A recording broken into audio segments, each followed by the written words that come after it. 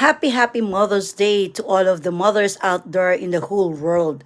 So, since it is Mother's Day, so I gave an acronym or meaning to every letter of the mother.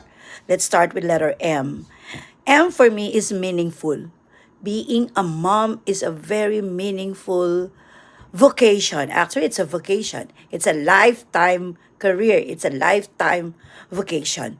And outstanding because you are upbringing your children. If there are two, three, four, or there are mothers there who have 9 children or more, okay, it's a very outstanding job because from the moment that you gave birth to your child up to the time that he will get married or she will get married, you are there.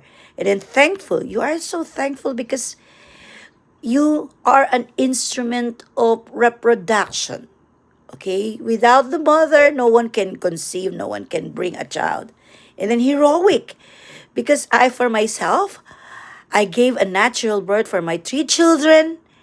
And it's a different labor, laboring when you are giving birth. The pain that you experience while you are on a labor period, is incomparable. So once the child was born, it's an heroic job for a mother. And then it is everlasting. It never ends. It's unlimited.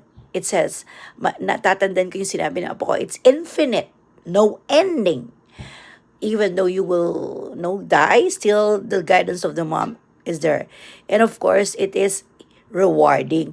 Rewarding in the sense that when you see your children are having their own life and they will raise also, it's a generation to generation, they will raise their children the way you did, and you are the testimony that they are doing good. They are upbringing their children as much as you did to them, and that's the moment that they were able to pay you when they have their own children. Kumbaga sa dun pa nakabayad na sila ng kanilang mga obligasyon sa'yo. It's because they are now taking good care of their own children, yung mga apo mo. Lalo na kung nakikita mo na how they are very responsible children, responsible parents to their children, what I mean, okay? So, yan po ang aking binigay na pakahulugan.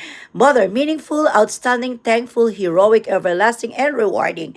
Thumbs up po tayong lahat sa lahat ng mga nanay, ima, mama, mother, o ano man po ang katawagan natin sa ating mga ina. To God be the glory. This is your AI acronym individual.